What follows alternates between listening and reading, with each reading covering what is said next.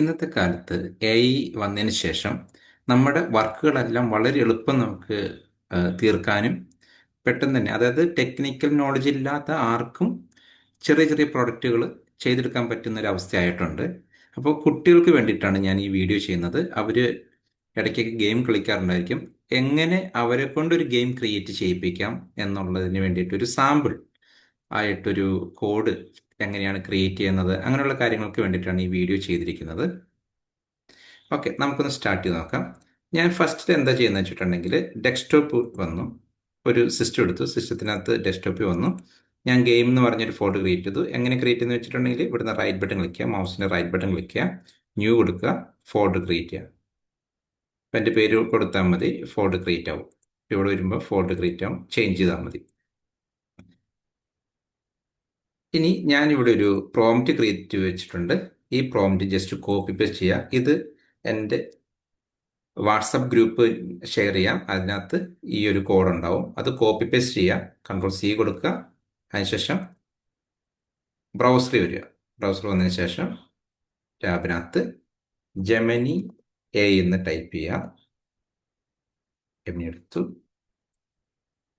Just paste ചെയ്യുക. Ctrl+V കൊടുത്തിട്ടുണ്ടെങ്കിൽ നമുക്ക് പേസ്റ്റ് ചെയ്ത് കിട്ടും. അതിനുശേഷം ഇവിടെ ഒരു സബ്മിറ്റ് ബട്ടൺ ഉണ്ട്, അവിടെ ക്ലിക്ക് ചെയ്യുക. കാരണം ഇതെല്ലാവരും ഉപയോഗിക്കുന്നതാണ്, അതുകൊണ്ടാണ് ഇച്ചിരി ഫാസ്റ്റായിട്ട് പോകുന്നത്. കാരണം എല്ലാവർക്കും അറിയാവുന്ന ഒരു കാര്യമായതുകൊണ്ട്. ChatGPT ആണെങ്കിലും നിങ്ങൾ സ്ഥിരമായിട്ട് ഉപയോഗിക്കുന്നതാവാം.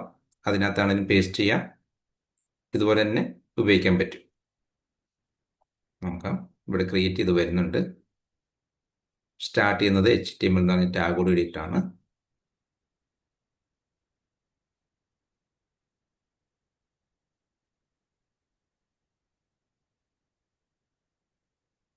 നോക്കാം, ഏറ്റവും അവസാനത്തേക്ക് പോകാം.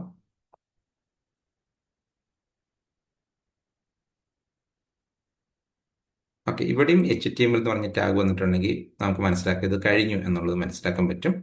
നേരെ ആദ്യത്തെ ഫസ്റ്റ് പോർഷനിലേക്ക് വരിക, സ്റ്റാർട്ടിംഗ് പോയിന്റിനകത്ത്.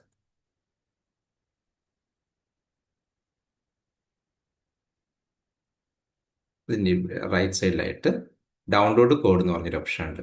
ഡൗൺലോഡ് ചെയ്യുക, സേവ് ആസ് കൊടുക്കുക. എവിടെയാണ് ഫോൾഡർ ക്രിയേറ്റ് ചെയ്തത് അതിലേക്ക് സേവ് ചെയ്യുക. സേവ് ഓപ്പൺ, സേവ് അതിന് ശേഷം ഇവിടെ ഓപ്പൺ ഫയൽ എന്ന് പറഞ്ഞൊരു ഓപ്ഷൻ വരും, അവിടെ ക്ലിക്ക് ചെയ്യാം. അവിടെ നിന്നാണ് ഇപ്പോൾ ഓപ്പൺ ചെയ്ത് വന്നിരിക്കുന്നത്. അതായത് നമ്മുടെ ഗെയിം എന്ന് പറഞ്ഞ ഫോൾഡറിൽ നിന്നാണ് ഇപ്പോൾ ഓപ്പൺ ചെയ്ത് വെച്ചിരിക്കുന്നത്. പേര് കൊടുത്തു, പ്ലേ ഗെയിം. ഓക്കെ, ഇവിടെ വന്നിട്ടുണ്ട്. ഓക്കെ,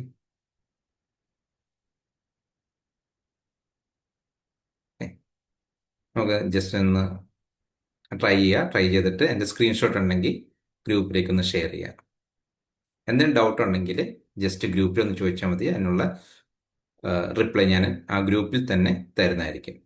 ഓക്കെ, ഈ വീഡിയോ ഇഷ്ടപ്പെട്ടെങ്കിൽ നിങ്ങൾ ഷെയർ ചെയ്യുക. Thank you.